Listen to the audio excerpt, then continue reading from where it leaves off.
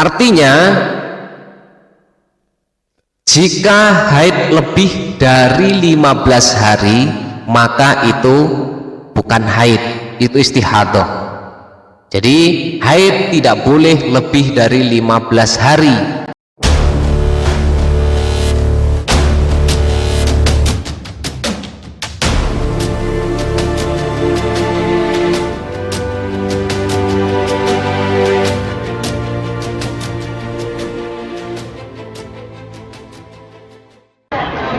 Baik, jamaah semuanya yang dirahmati Allah Subhanahu wa taala.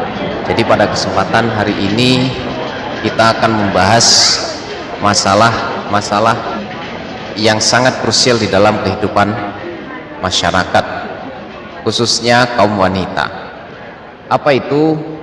Yaitu hukum tentang mempelajari ilmu yang membahas haid, nifas, dan istihadah.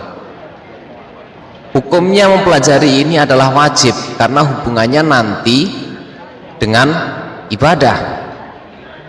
Seseorang yang sudah haid artinya dia sudah balik. Seorang yang balik maka dia sudah mukallaf, taklif, sudah dibebani hukum-hukum syariat. Sehingga kalau tidak dimengerti masalah-masalah ini, timbul masalah-masalah di kemudian hari yang menyebabkan tertinggalnya syariat, sholat, puasa, dan lain sebagainya. Hukumnya adalah wajib bagi perempuan. Kalau dia sudah bersuami, maka suaminya wajib memberikan pemahaman tentang masalah ini. Jika suaminya pun tidak tahu, maka tidak ada halangan bagi suaminya untuk membolehkan istrinya mencari ilmu sendiri tentang masalah ini. Jadi begitu, harus diperhatikan, sehingga ketika dia sudah mukallaf ditandai dengan balik, sudah wajib puasa, wajib sholat, wajib dengan hukum-hukum syariat yang lain. Yang harus diketahui bahwa yang keluar dari seorang wanita, darah yang keluar dari seorang wanita itu ada 3, yaitu haid, nifas, dan istihadah. Nifas sudah jelas. Kalau nifas adalah seseorang yang habis melahirkan dengan sempurna mengeluarkan darah, umumnya 40 hari, paling lama 60 hari, jelas hanya bagi mereka yang melahirkan, ya. Tidak ada orang yang bisa pura-pura nifas. Ya, kalau saya dulu punya tabel, jadi pengurus itu santri putri punya tabel bahwa dia haid di sekian dan dia suci di hari sekian. Ketika melihat bahwa tabelnya bahwa dia haid lagi, dia di tanggal sekian, selesai. Kalau sebelum tanggal itu dia bilang bahwa dia adalah haid, maka bisa disangkal. Atau yang paling dekat ya tata marot. Apa itu? Pura-pura sakit. Tetapi kalau dia mengeluarkan darah bakal istihadah, maka tetap saja dia berkewajiban untuk melaksanakan kewajiban-kewajiban syariat. Yang paling susah untuk dimanipulasi adalah dia pura-pura dia pura-pura nifas. Tidak ada orang yang bisa pura-pura nifas. Aduh, saya nifas nih. Enggak bisa. Mana bayinya? Begitu. Ya. Jadi ini sebagai pembukaan pemahaman bahwa mempelajari ilmu-ilmu ini, mempelajari ilmu-ilmu yang berkaitan dengan darah seorang wanita ini sangat-sangat diperlukan dan wajib bagi perempuan untuk mengetahuinya. Bagi laki-laki, usahakan Anda juga paham masalah ini, sehingga nanti kalau mendapatkan jodoh yang tidak paham dengan masalah ini, Anda bisa mengajarinya. itu mutlak, kayak gitu ya. Nah, sekarang kita bahas masalah umur yang dipakai untuk menentukan bahwa dia haid atau belum. Itu umur yang dipakai menentukan bahwa dia sudah boleh haid itu adalah 9 tahun hijriyah atau qamariyah. Ini. Nah, sekarang yang kita bahas adalah masalah balik dulu. Balik, alamat balik ya, bagi seorang laki-laki itu ada dua. Alamat balik bagi seorang laki-laki itu dua. Satu yaitu di umur 9 tahun pas, tidak boleh kurang. Di umur 9 tahun pas dia mengeluarkan mani atau mimpi basah. Satu, itu bagi laki-laki. Yang kedua, jika di umur 9 tahun belum mengeluarkan mani, maka perjalanan menuju umur 15 tahun. Jika umur 15 tahun belum juga mengeluarkan mani, maka dipastikan, maka di umur inilah dia mulai balik ya. Jadi di umur 15 adalah dia balik, sudah menjadi taklif.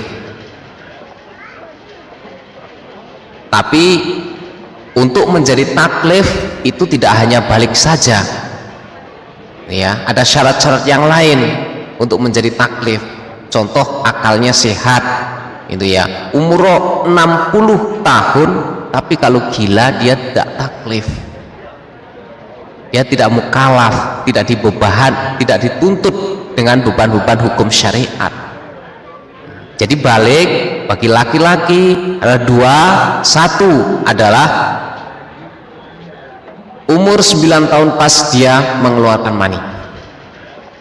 Kalau belum, maka perjalanan menuju sampai 15 tahun. Kalau sampai 15 tahun belum juga, maka 15 tahun itu ditetapkan menjadi awal dia balik. Untuk wanita, baliknya ada 3. Alamat baliknya ada 3. Satu, dia haid di umur 9 tahun atau kalau kurang sedikit, yaitu tidak melebihi dari 16 hari. Jadi kalau 8 tahun 11 bulan 14 hari dia mulai mengeluarkan darah, maka darahnya itu sah, darah haid. Sebelum itu maka darahnya adalah istihadah. Yang kedua, alamat yang kedua adalah mimpi atau mengeluarkan mani. Mengeluarkan mani, apakah bisa? Bisa ya. Di dalam beberapa literasi kitab-kitab bahwa Rasulullah juga mengatakan bahwa ketika seorang wanita mengeluarkan mani atau mimpi basah, maka dia juga wajib mandi. Sayyidah Aisyah bertanya, bagaimana kita bisa? Ya seperti halnya laki-laki gitu. Jadi kalau mimpi basah bagi wanita itu juga alamat bahwa dia adalah balik meskipun dia belum haid. Di umur berapa? Bagi wanita adalah 9 tahun, kalau kurang tidak lebih dari 16 hari. Yang ketiga, alamat yang ketiga bahwa dia balik seorang wanita adalah kalau perjalanan dari 9 tahun menuju ke 15 belum juga, maka 15 tahun itulah ditetapkan sebagai awal dia balik. Kalau misalkan 9 tahun sampai perjalanan 15 tahun dia tidak pernah mengeluarkan darah haid, dia tidak pernah mimpi basah mengeluarkan mani, maka 15 tahun itu ditetapkan dia sebagai seorang yang balik. Tentu kalau dia memenuhi syarat-syarat mukallaf, maka dia menjadi taklif, maka dia menjadi mukallaf, orang yang dibebani dan dituntut dengan hukum-hukum syariat. Nah begitu. Jadi untuk apa? Untuk mengetahui laki-laki ada 2, perempuan ada 3. Sekarang kita bahas masalah tahun. 1 tahun Komariah dengan 1 tahun Masihiyah atau Masehi itu perbedaannya itu tidak kurang dari 11 hari. Jadi tidak kurang dari 11 hari. Sehingga kalau nanti sampai 9 tahun ya, kalau sampai nanti 9 tahun maka selisihnya itu lebih banyak. Itu. Coba sekarang kita hitung. 1 tahun Hijriah itu ada 354 hari ya. 1 tahun Masehi ya. 1 tahun Masehi ada 365 hari dalam Masehi. Sehingga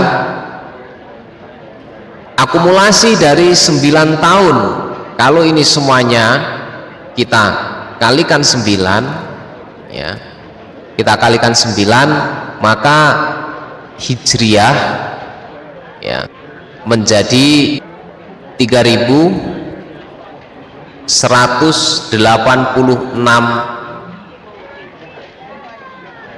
hari.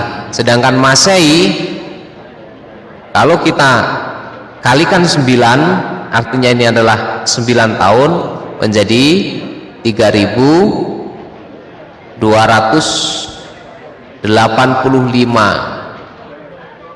hari.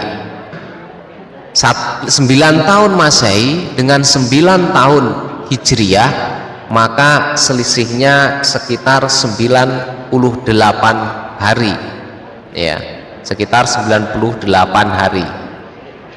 Nah 98 hari ini kalau rata-rata 1 bulan itu 30 hari, maka 98 hari itu sudah 3 bulan 8 hari ya. Lihat perbandingannya. Kalau jenengan menghitungnya dengan Masehi 9 tahun, ini kita pakai ya, 9 tahun 9 tahun Hijriah itu sama dengan 8 tahun 8 bulan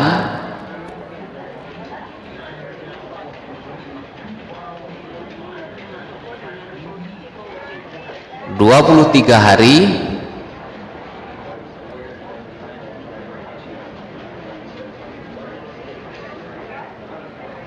19 jam.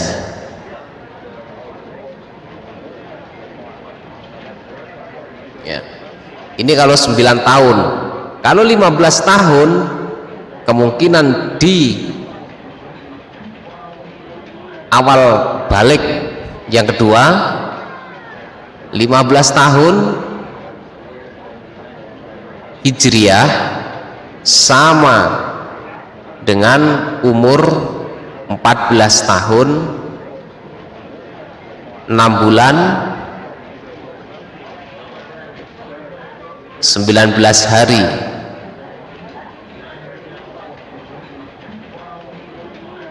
Sembilan jam.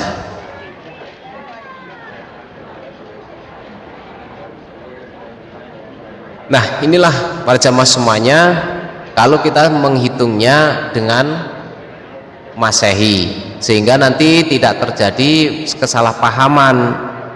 Sudah umurnya 9 tahun menurut Masehi, tetapi ternyata dia belum haid. Dia sudah mengeluarkan darah, tapi ternyata hukumnya darahnya itu bukan haid, tetapi hukumnya adalah istihadah. Makanya ketika seseorang itu sudah istihadah ya, di awal sebelum dia masuk pada waktu haid, sebenarnya kalau kita tuntut, kita ajari, kita ajak, kita suruh untuk beribadah, sholat, puasa dan lain sebagainya, gak masalah sebenarnya. Kalaupun itu belum sah, tapi dia sudah menjadi latihan. Tetapi yang jadi masalah adalah kemudian hari ketika dia benar-benar mengalami haid, sehingga kesusahannya nanti menjadi dia menentukan kapan haid, kapan istihadah, itu agak sulit. Makanya hitungannya ini benar-benar nanti benar-benar diperhatikan. Syarat-syarat darah haid itu ada 3, ya, bahwa dia adalah selain umur tadi, kalau umur sudah ditetapkan 9 tahun atau 15 tahun atau yang lain, maka dia ditetapkan dia termasuk darah haid atau bukan, itu ditetapkan melalui syarat-syaratnya. Syarat yang pertama, lihat di sini, ya, adalah tidak kurang dari 24 jam. Tidak kurang dari 24 jam. Lihat ya. Tidak kurang dari 24 jam. Yang kedua, tidak lebih dari 15 hari.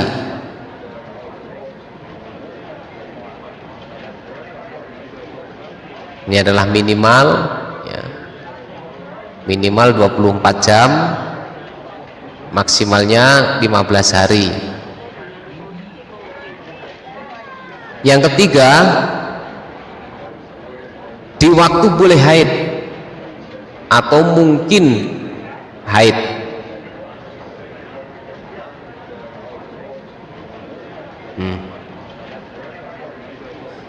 Mungkin haid itu ada 2, satu adalah umurnya sudah cukup, yang kedua dia sudah lepas dari masa suci. Itu masa suci itu kapan? Nah, ini kita bahas sekalian. Jadi langsung saja kita bahas sekalian di sini masa suci dan masa haid. Di beberapa pertemuan baik dengan jamaah atau dengan pembelajaran eksklusif, ya, saya sering mengatakan bahwa saya membuat rumus 15. Nah, perhatikan ini 15. Ini adalah rumus utama. Rumus utamanya adalah nanti kalau sudah terbiasa menghitung masalah haid, ini menetapkan ini adalah istihadah dan lain sebagainya, ya, tidak usah menetapkan masalah nifas. Karena nifas sudah jelas tadi, ya, kita sebutkan hanya orang yang melahirkan yang nifas. Yang tidak punya ketentuan itu istihadah, tidak punya syaratnya itu istihadah. Maka yang paling gampang nanti untuk memahaminya ini darah apa? Satu, lihat dulu dia habis melahirkan atau tidak. Kalau tidak habis melahirkan, berarti dia bukan nifas, jelas. Lalu yang kedua, apakah dia haid? Gitu. Syarat-syaratnya tadi, satu, darah haid yang keluar dari hari ke-1 sampai hari ke-15, ya, itu akumulasinya tidak kurang dari 24 jam.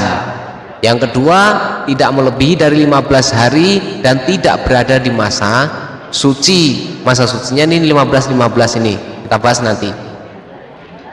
Kalau dia memenuhi syarat-syarat itu, ya, 24 jam akumulasi, terus 15 hari maksimal di waktu yang boleh haid, maka berarti dia darah haid. Kalau bukan itu, bukan nifas, bukan haid, berarti adalah istihadah. Dia tidak punya ketentuan khusus untuk istihadah. Yang kita pahami nanti adalah apakah dia nifas, apakah dia haid. Kalau bukan nifas, bukan haid, berarti istihadah. Jelas ya? Jelas. Oke, nah sekarang kita membahas masalah rumus 15. 15 di sini, ingat ya. 15 pertama adalah maksimal haid.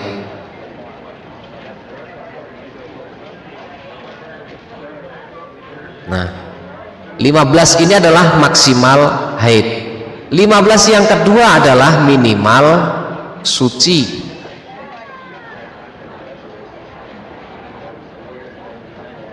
Artinya Jika haid lebih dari 15 hari maka itu bukan haid, itu istihadah. Jadi haid tidak boleh lebih dari 15 hari. Kalau kurang boleh sehari semalam pun boleh, yang penting mencapai 24 jam. Kalau tidak mencapai 24 jam, cuma sehari semalam, ya, tidak mencapai 24 jam berarti juga bukan darah haid. Yang kedua adalah minimal suci itu 15 hari. Dari berhenti haid pertama sampai datang haid yang kedua itu waktunya, rentangnya tidak boleh kurang dari 15 hari. Itu contoh, dia suci di tanggal 1, berarti dia boleh haid lagi di tanggal 15 harinya. Kalau di tanggal 14 dia sudah kedatangan lagi, maka di sini jelas istihadah. Jelas ya? Nah, di sini lihat rumusnya. Pertama adalah 15 hari maksimal haid, tidak boleh lebih dari 15 hari. Yang kedua adalah 15 hari minimal suci. Nah, sekarang apa yang dimaksud dengan 24 jam dan 15 hari? Gitu.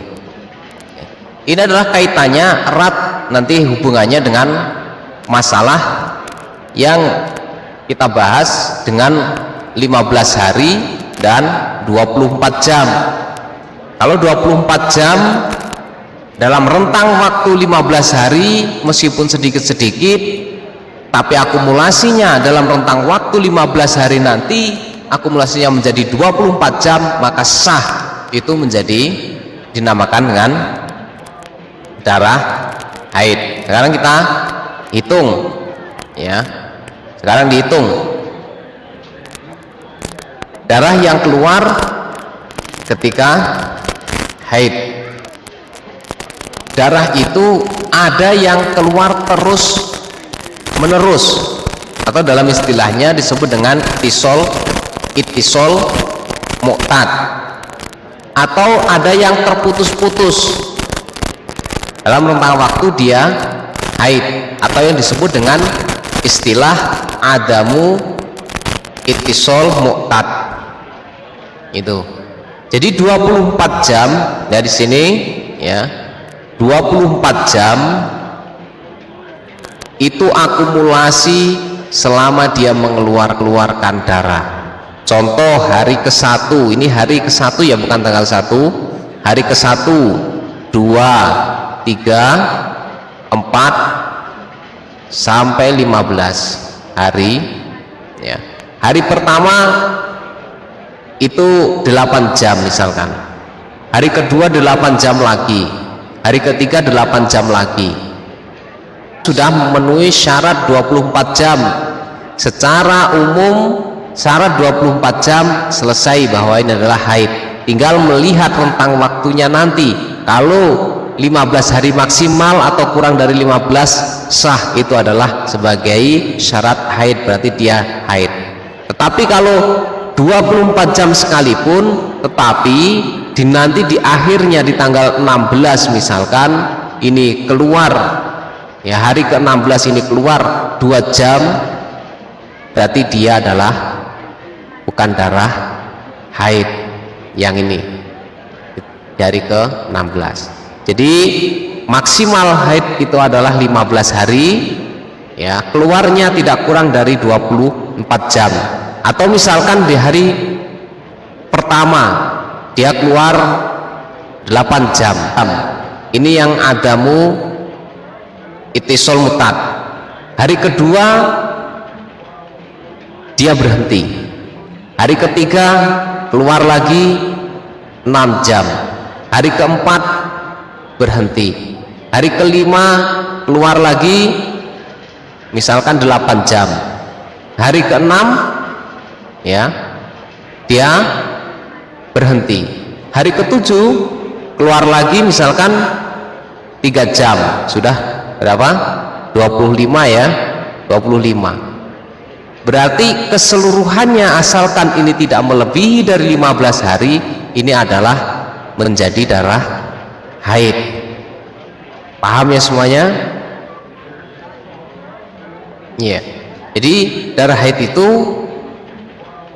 nanti dipakai acuannya adalah rumus tadi 15 maksimal masa haid dan 15 minimal masa suci. Kalau haid lebih dari 15 hari itu adalah istihadah. Kalau suci kurang dari 15 hari juga istihadah. Begitu. Umpamanya suci di tanggal 1, berarti dia boleh haid lagi di tanggal 16, baru boleh haid lagi. Punya tabel, oh saya suci misalkan di tanggal 1, berarti saya boleh haid lagi nanti di tanggal 16. Kalau di tanggal 14 misalkan ini sudah haid, berarti di sini bukan haid, namanya istihadah. Gitu ya. Ya.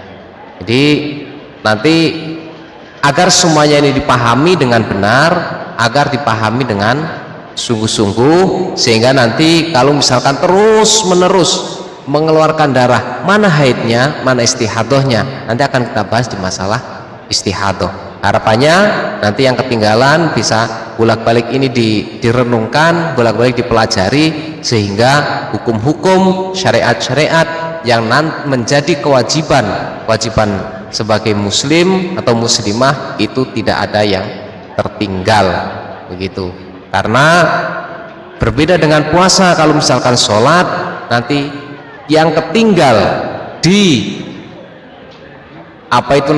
di awal haid, misalkan jam, kalau di sini di Pacitan itu misalkan zuhur itu jam 11.45 sudah zuhur, dia belum sholat karena aktivitas atau sekolah atau yang lain, baru dia di jam